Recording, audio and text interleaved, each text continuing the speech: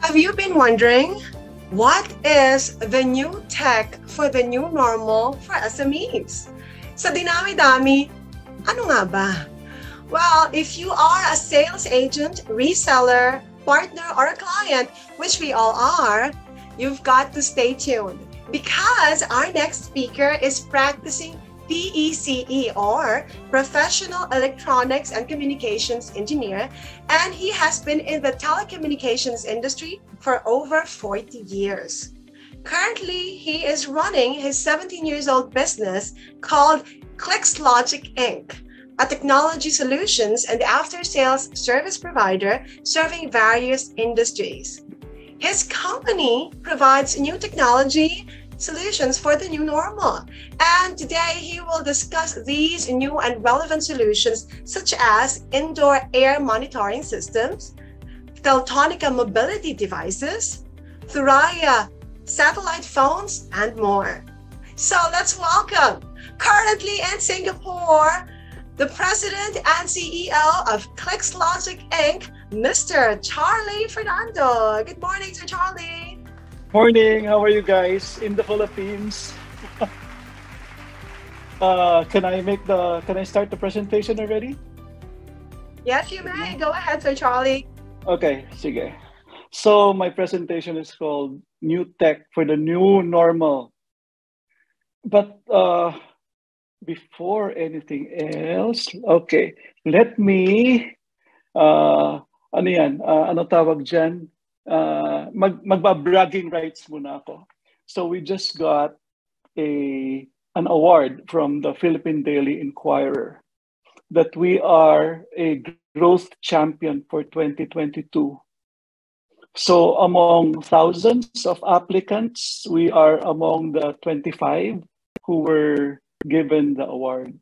So we never thought we'd be able to do that. We were actually surprised. So we are quite a small company pa din, compared to our other colleagues in the growth champion list. So in the growth champion, you have companies like Security Bank, you have companies like BDO and Converge, for that matter. So nakakataba ng puso. So we must have done something good. And this was even during the pandemic. So in the last 3 years, we grew by, I think, almost 90% in the last 3 years. So there.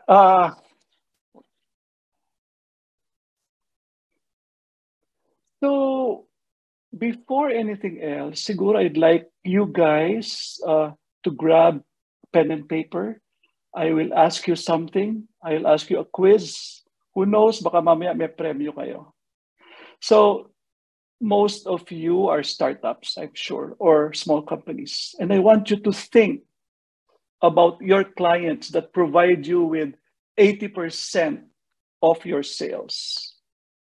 So usually it's 20% of your clients. Again, you know who your top clients are. And if you have 10 clients, only 2 of them will give you 80% of the business. So why don't you list it down? And I'll give you a few seconds to do that.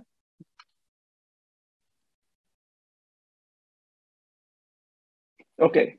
So why did I ask you to list it down? Kasi as a review, it's called the Pareto principle. And we tried it as well, and we noticed the same thing. 80% of the revenue, 20% of the clients. So I hope my products will fit your 20% that gives you 80%. Kung hindi, at least you learn something from me. So, okay. I just talked to a businessman last Sunday. Yeah. Selling halo-halo. Would you believe that he's selling 3 million pesos worth of halo-halo every month online. And he can sell halo-halo from Manila all the way to Subic. So pag umabot ng Subic at natunaw, your money back. Okay, so he even sells halo-halo with a 24-karat gold topping. Imagine how crazy that can be. So my question is, and you try and understand my products, anong kinalaman ng halo-halo sa technology for the new normal? So something to think about. I also talked to another friend who has a private plane for 2 packs. So I just met him Sunday again and nagkakwentuhan kami. Sabi niya, Charlie, I have a private plane. Would you like to ride? Siyempre, alam ko naman sabihin ko hindi, di ba? So, kwento ko, sabi ko, I want to try skydiving, but I think the places are still closed. I hope it opens up soon, and I want to do that. And I also told him na I did paragliding a few months back, and I enjoyed it so much. So my next question is, what does new tech for the new normal have with paragliding? So again, from the products that I will show you later, try and see whether you can answer this.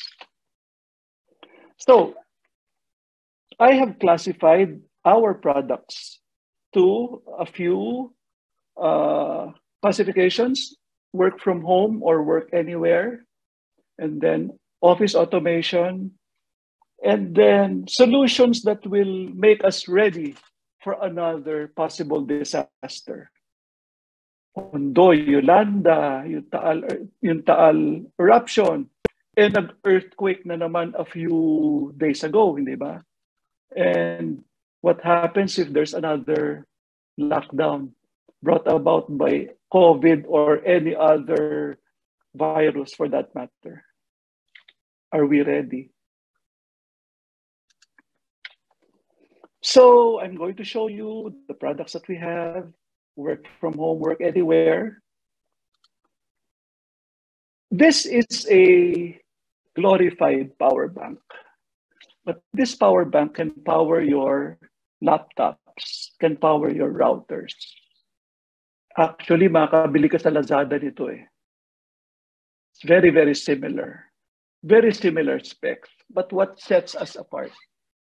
What sets us apart is because we are ClicksLogic.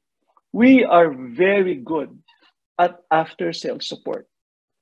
Pag bumili ka ba sa Lazada or Shopee, pwede mo bang sabihin na kailangan mo ng 1-year warranty? Walang ganun. Sasabihin lang 1 week, 2 weeks warranty.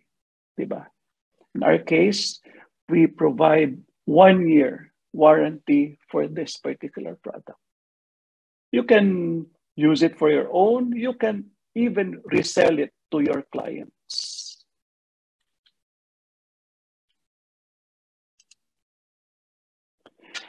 Now, this one, I hope that there are techies here.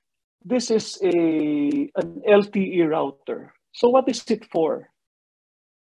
Work from home ka, nagtatrabaho ka, may fiber connection ka, then naputulan ng fiber. What happens? Hindi pa pwedeng tumigil ka ng trabaho. In this case, this device will automatically switch to the LTE SIM. So there's a SIM slot here where you can install, let's say, a prepaid SIM.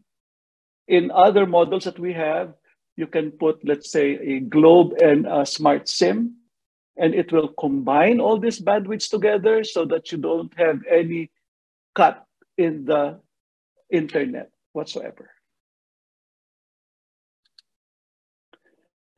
Some use cases for the Teltonika routers. So, vending machine. Bakit mo kailangan sa vending machine yan? Kasi in some cases, naubos na yung laman ng vending machine, hindi mo pa alam. But what if you have a Teltonica router in the vending machine that tells you, a small entrepreneur, na teka muna, kailangan mong puntahan yung vending machine mo doon sa isang lugar na mauubusan na ng mga soft drinks, for example. Then you become more efficient. Let's say you have, for example, 10 or 20 vending machines all over, let's say, Cavite, with a Teltonica router. The vending machine will talk to the router will inform you that, teka muna, kailangan mo na mag-load ng Coke, kailangan mo na mag-load ng Pepsi, kailangan mo na mag-load ng chips on this particular vending machine. Then you become very efficient. You don't have to do the usual milk run with your van full of ingredients na sisilipin mo kung may laman yung vending machine mo o hindi. You can do these things automatically. Digital signage. How will you make sure that the digital signage is still working? In the case of a lot of digital signages, ano yan parang meron kang USB, or siguro nag-download ka, let's say, from a pocket Wi-Fi on what you are going to show. Either a small digital signage or a huge digital signage that you see in EDSA. But what usually happens in the digital signage is a glorified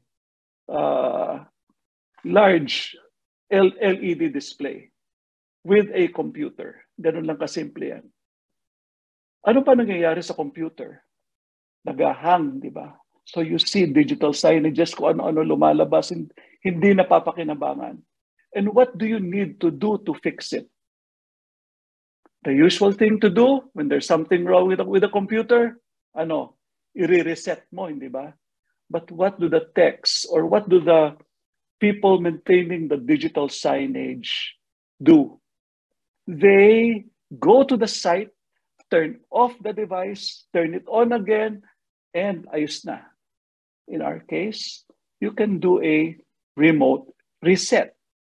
So you just command the Teltonica router, i-reset mo nga yan, tapos andyan na siya.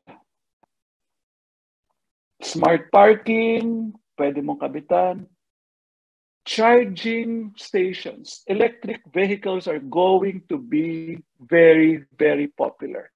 It will happen, definitely. And again, you need a way for you to find out. Let's say you have this business charging station. That will be the new gas station in the future. It will be charging stations. But how will you make sure that the charging stations operate properly? So you should have a way to connect these charging stations to the internet for you to find out the status of the charging station. Alam nga namang may gas boy kang nagsasaksak doon sa charging station. Hindi na uso yun. Low-tech na yun masyado. So just imagine what you can do with a router that is so powerful that you can manage all these devices, all these ATM machines remotely. So you know if the ATM machine is working or not. You know if the payment system is working or not. Kasi karamihan dyan is parang naka-pocket Wi-Fi lang. So the Teltonica router is actually a high-end pocket Wi-Fi. Kung pocket Wi-Fi, mga nabibili mo ng 300, 400 pesos. This one is a little bit more expensive. But if you look at the total cost of ownership, you find out how efficient your work becomes. Next one. Okay. Another set of use cases for the Teltonica routers. You need a hotspot. Alam nga namang pocket Wi-Fi na naman. Hindi pwede pag maraming gumagamit. What if you need a hotspot na may Globe Smart at saka dito? How do you do that? Kukonek ka ba sa Smart? Lilipat ka ng Globe? Lilipat ka ng dito? But what if you have a device that connects everything in one Wi-Fi access point? Other applications are here. Offices, kung kailangan mo ng backup internet in case your connectivity gets cut off. Okay, so just take a look at all these possible applications for the Teltonika routers.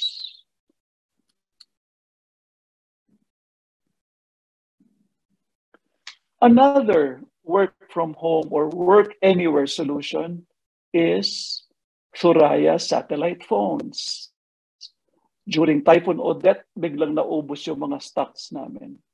Actually, ngayon, nahihirapan kaming bumili ng stocks because these devices are now extensively being used in Ukraine.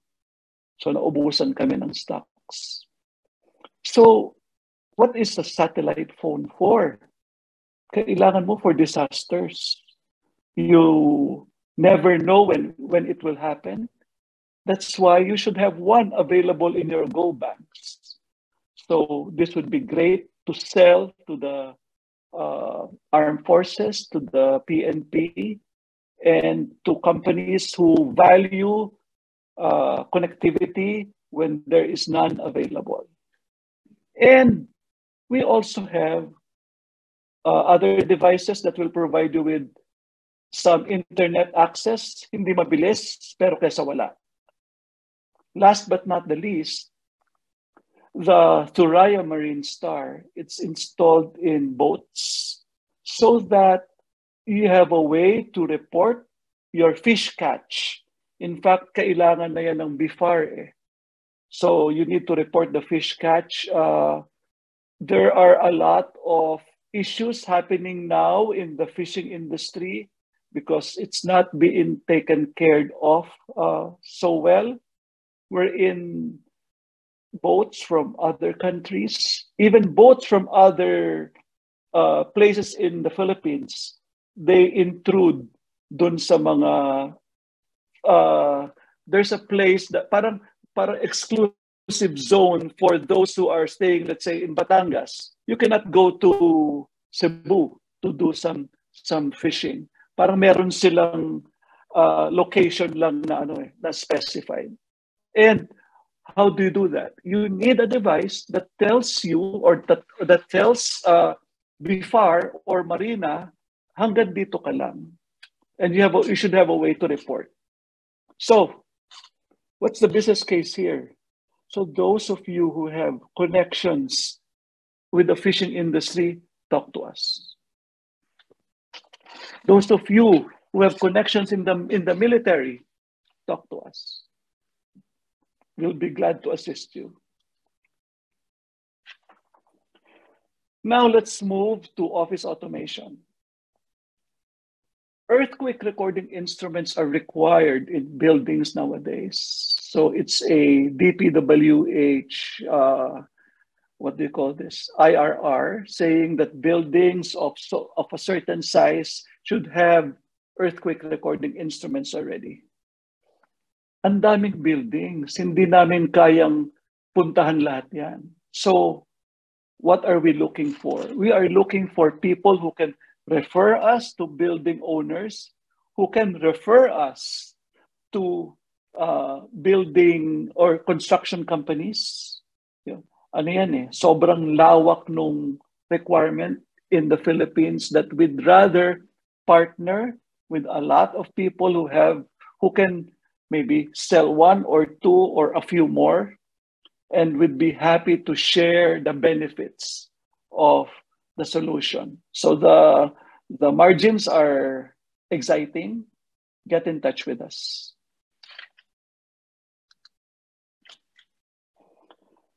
Another office automation requirement or another office automation solution that ClicksLogic has is the Clicks Air Check.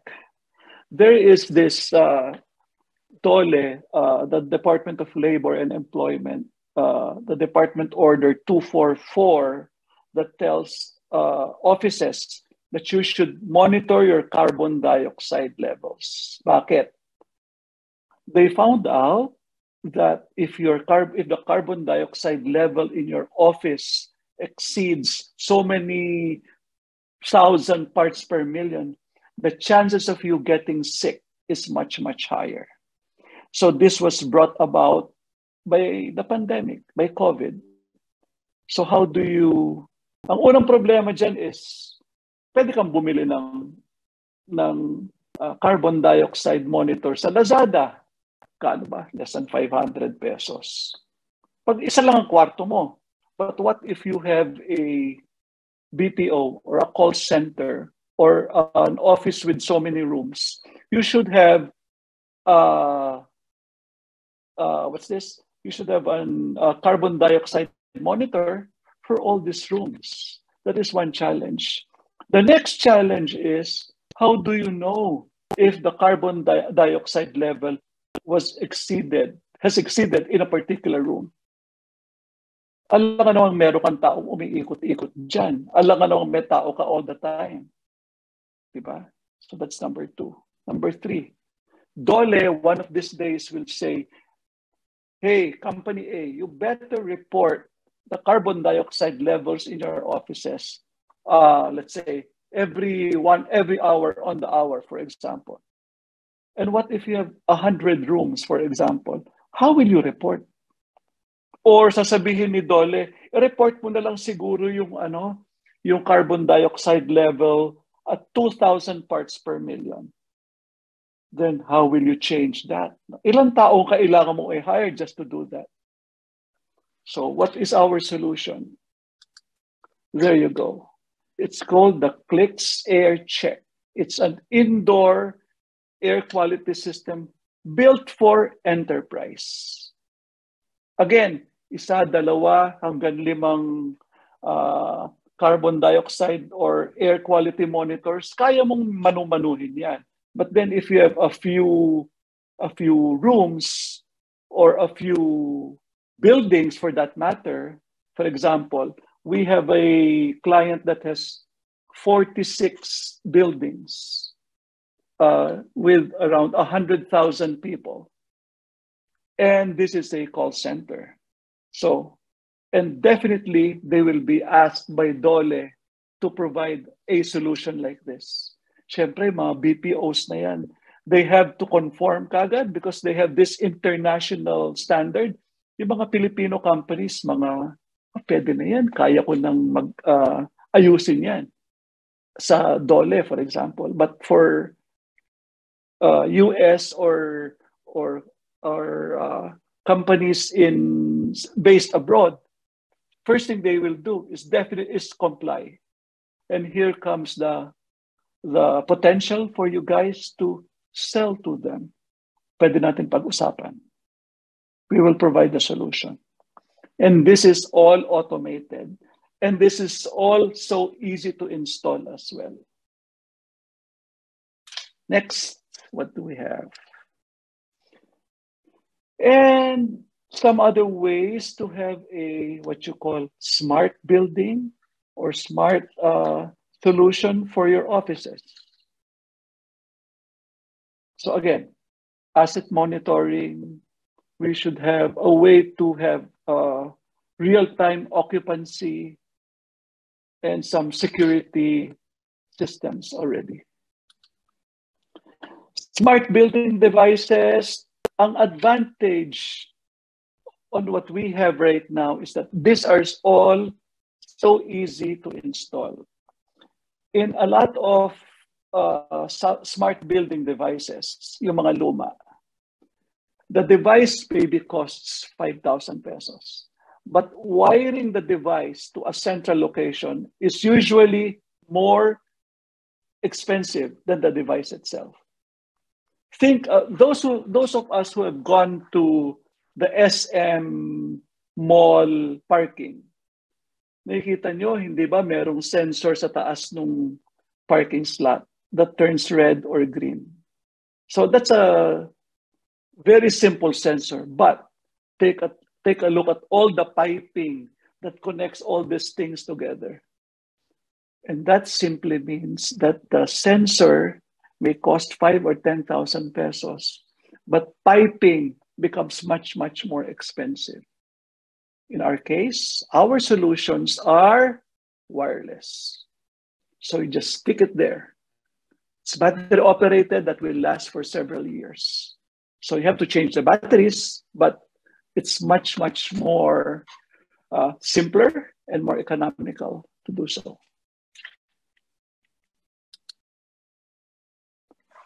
Some other solutions that we have here. I will show you some examples on how this is installed. Okay, for example, this is a data center, and you have a switch that will tell you when the door is open or when the door is closed. Napaka-simpleng device. You don't need to have a local alert. For example, when that particular door is open, you get a message in your smartphone. Let me give you a good example for this. For example, you stay in a condominium. Meron kang alarm system for your condominium. So may nagbukas, mag-a-alarm. May pakialam ba yung security guard? Walang pakialam yung security guard. Sa dami ba naman ng mga kwarto doon eh. Kung nag-iingay yung isang kwarto, then maybe they will, if they notice it, then okay lang. What if not? What if they don't notice it? So if somebody opens the door, then you get an alert. Then you know if your condominium unit is intruded into. Take, for example, a bank with a few hundred foreclosed properties or condominiums. The usual thing they do is that if there is, if the place is quite huge, they let some other people stay there para kung may titingin na mabubuksan ng mga tao. But then, what if you just need to monitor if there's somebody coming in or not? So something as simple as a remote switch that will tell you if the door was opened or not will make it very, very simple for banks or for those with properties. Okay. So we have other stuff, remote temperature monitoring, some other equipment monitoring, flood warning. It used to be a huge device. Now it's just as big as a cigarette lighter. Other devices, personal trackers for security. It's this small. It's this small, and it will last. The batteries will last for several hours or several days, depending on the usage. Saan pwedeng gamitin? Yan. I'm a bit sensitive to this because I noticed. Well, my mom is 94 years old, and sometimes natakot ako. What if she falls down and nobody's there? So if you attach a device as small as this, it has a fall detector. You have other solutions. You can install it on pets so that you have a tracking system for pets. You have asset trackers. These devices you can just stick into a generator or stick on a container van. It will track wherever you are. Last but not the least, we have an aircon power saver. We're going to come out with a promotion to lower the price of this one. Okay, my last statement. You can't manage what you can't measure. Key takeaways, guys. So again, I'm looking for agents or resellers. Pivoting now is the new normal. When you have a business, you always find the gaps of your clients. Ano ba pwede kong ibenta dyan? Ano bang kulang dyan? Ano ba pwede kong i-provide sa kanila? And high-tech doesn't mean high price. IoT, Internet of Things, is a huge, huge market. guys, I urge you to read about the Internet of Things. And again, let's be lifelong learners. And here is our contact information. You can get in touch with us. We have a virtual booth as well. So there, questions, guys. And I'm pretty sure a lot of questions starting to come in for Sir Charlie. Hindi pa nga po tapos ang kanyang talk. Ang dami ng questions. Everyone's excited to learn more about these new technology. Actually, for the interest of time, and as much as we want to accommodate more questions, all the rest of the questions will be entertained through their booth. By the way, Sir Charlie, ang dami na po nakapila sa inyong booth na nagtatanong ng inyong mga new technology. And we really appreciate this new technology for the new normal. Surely, ang ating mga kasama from the SMEs appreciate everything you have prepared, especially yung work anywhere solutions, especially for those locations who are having problem with their connectivity. The facility monitoring, very helpful. And one thing na recall ko, Sir Charlie, tama ba? High-tech doesn't necessarily mean high-priced. I'll remember that. So wag na po kayo mag-atubili. Please make sure you drop by their booth. Lahat po ng inyong mga katanungan ay sasagutin ng ating speaker and the rest of their attendees right there in their booth. Marami pong salamat. For the interest of time, we'll be giving way to the next speaker. Once again, we would like to show our appreciation for your time. Thank you, Sir Charlie, for being here with us and the rest of the speakers. We'll be back in a bit for our next presenter. Yes, Sir Charlie. Yeah, I hope you don't mind me asking. Yes. Konting overtime. Yes, Para saan yung what does the Golden Halo have to do with high technology? Can somebody answer that? Yeah, kanina pa po ako napapaisip doon sa Golden Halo. Ganito yan. Whoever gives me the first right answer, I'll give $1,000. Whoa! Did you hear that? $1,000? Sige nga, $1,000 now. Who can answer me?